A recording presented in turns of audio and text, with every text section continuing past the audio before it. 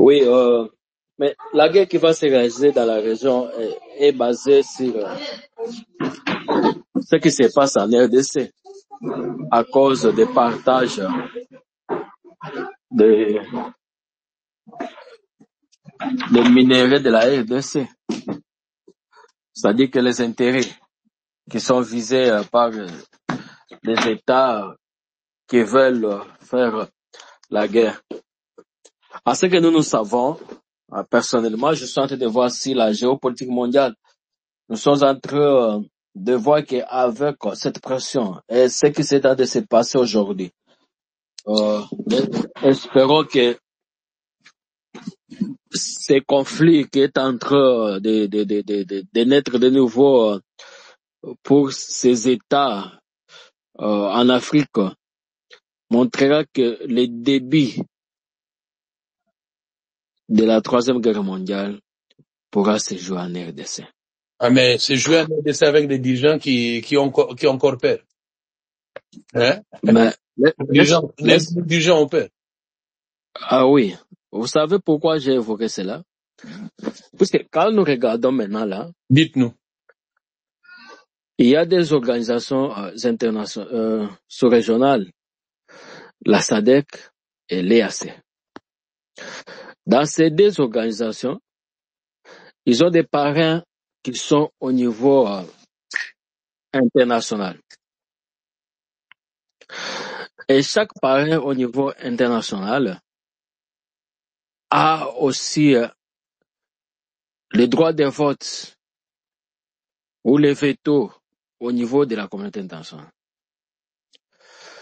C'est-à-dire que l'EAC, avec son groupe, ils ont la France qui est derrière. Et cette France, quand nous suivons l'histoire politique du monde, nous savons qu'en Première Guerre mondiale, Deuxième Guerre mondiale, l'allié qui est le sire des États-Unis d'Amérique, c'est la France. Alors, avec cette modalité, vous comprendrez avec moi que ce que la France dit sur la RDC, c'est les mêmes choses que Rwanda, Ouganda et Kenya font aussi une répétition. De l'autre côté de la SADC, vous voyez que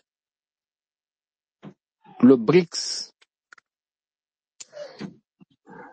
avec le cofondateur, avec comme pays en Afrique,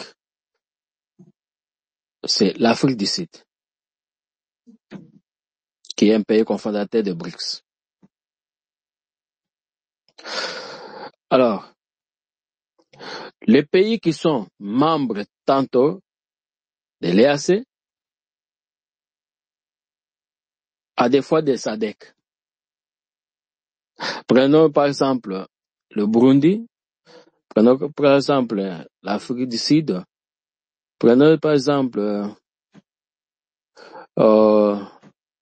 les quoi, Malawi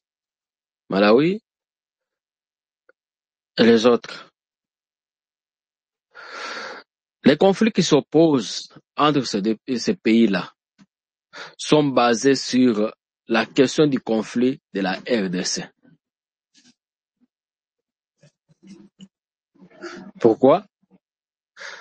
Puisque d'autres pays voient que leur intérêt est basculé à l'échec. Alors il faut s'imposer du fait que ces intérêts soient protégés. D'où quand on menace, ils se disent que voilà, nous allons faire la guerre. Mais ils feront la guerre où? Puisque la maison mère de conflit, c'est en RDC. Ça veut dire que si la guerre veut commencer aujourd'hui entre ce pays-là, ça se passera en RDC. En titre d'exemple aujourd'hui, vous voyez que l'armée ougandaise est déployée directement en RDC. Que veut faire l'armée ougandaise? Dans la précipitation? Parce que hier, son enfant l'enfant de Kanguta, le général, a écrit un tweet qu'ils viendront à l'est du pays pour protéger les ougandophones. On était dans le rwandophone, maintenant c'est ougandophone. Mais voilà, ce que je dis, la guerre sera bien généralisée dans la région. Occupez-vous, réveillez-vous, armez-vous. Alors, aujourd'hui, ils ont déployé. Mais quand ils ont déployé, vous ne voyez pas que déjà, c'est un mauvais signe déjà. Mais nous sommes en guerre. Ils étaient dans la réunion de l'EAC. Ils ont dit que voilà, nous voulons que la RDC avec son gouvernement puisse dialoguer directement avec les M23. Aujourd'hui, on déploie. Pendant que le gouvernement ne veut pas que dialoguer avec les M23, il veut dialoguer avec le Rwanda. Si vous suivez au cours de cette semaine, tout causerie que Kagame fait avec un chef d'État d'un pays, il publie directement sur X.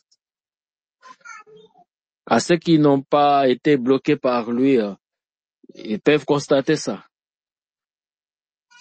Et surtout qu'à l'ouest, parce qu'il a compris qu'avec le Grand Lac et SADC, ça ne marche pas.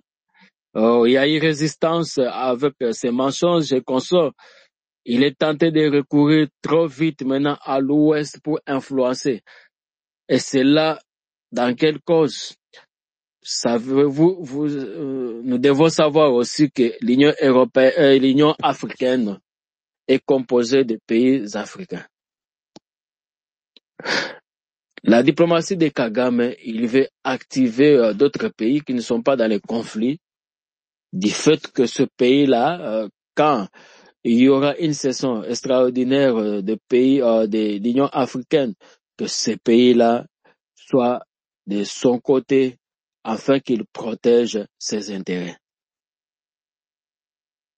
Pendant que notre pays, il ne parvient pas à anticiper les choses avec des pays de l'Ouest.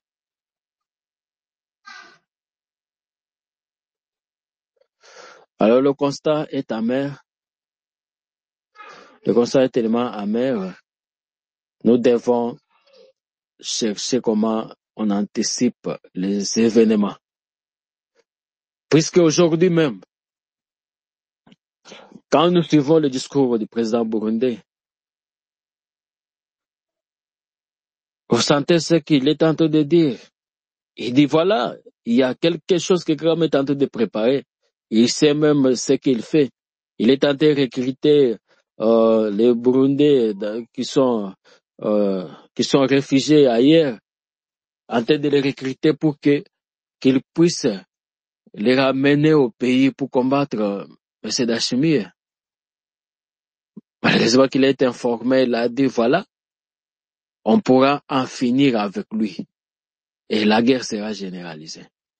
Et cette guerre-là, tous ces conflits-là se basent toujours sur les conflits à l'est de notre pays. Puisque ce pays-là parle de la souveraineté de la RDC, puisque ce pays-là veut que Kagame puisse faire quitter sa milice RDF au niveau de la province occidentale là-bas, de l'Est plutôt. C'est-à-dire pour lui, tous ces pays-là qui parlent mal, qui parlent de retirer les militaires de l'autre côté, il les traite des ennemis.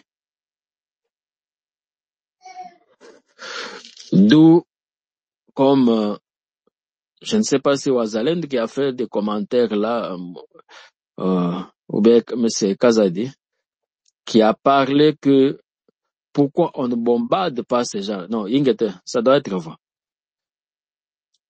On se pose la même question. Pourquoi dans des endroits où il y a ces gens-là, on ne bombarde pas? Ces gens-là sont sur le sol congolais. Ces gens-là, nous disons toujours que ce sont des Rwandais qui sont venus. Mais pourquoi pas les bombarder? On les protège en rapport de quoi? Est-ce que les droits humains là sont seulement titrés pour la RDC, ce n'est pas pour d'autres pays? Mais non. Ces gens-là, il faut les bombarder. Partout où on les voit, partout où on les croise, s'il y a possibilité, on les bombarde. C'est ce qui va les faire aussi la paix. C'est au moment qu'ils commenceront à respecter.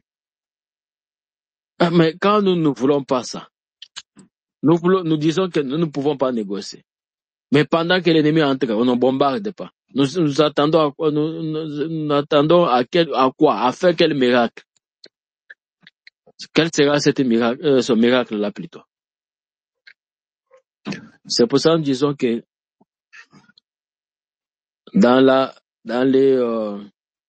comme la guerre généralisée dans la région, la RDC deviendra un théâtre de cette guerre ou de ces opérations, puisque c'est sur ces conflits-là que ces pays-là sont en train de chercher de protéger leurs intérêts. Alors, nous, Congolais, nous devons chercher à tout moyen à se réveiller, à tout moyen de chercher qu'est-ce que nous pouvons faire. Puisque nous ne pouvons pas seulement rester dans les discours. Nous ne pouvons pas seulement rester de contempler et dire que voilà, ce sont des dirigeants qui vont prendre toujours les décisions. Mais le peuple a un pouvoir plus que même le dirigeant. Alors que chacun regarde ce qu'il a à côté, qu'il s'engage pour la République. Puisque cette République est pour nous, peuple congolais. Cette République, c'est nous qui pouvons protéger. Alors quand vous remarquez un traître qui est là, qui est en train de chercher des informations pour le donner à l'ennemi, afin que l'ennemi occupe des terres, mais c'est compliqué. Moi, je me demande même que ceux qui sont contents quand ils voient les M23 occuper les terres là, ils oublient la guerre de 97. Mais comment vous pouvez souhaiter, vous refusez d'être libre, mais vous voulez être en esclavagisme de quelqu'un qui vient de l'étranger? Comme j'ai toujours dit que quelqu'un vient prendre tes choses qui sont dans ton pays que toi-même tu peux consommer. Il commence à te donner des miettes et tu es content avec ces miettes-là. Alors c'est le moment, nous pouvons chercher à mettre en œuvre le pouvoir du peuple pour protéger notre territorialité. J'ai dit et je vous remercie. Je suis encore là pour d'autres interventions. Merci.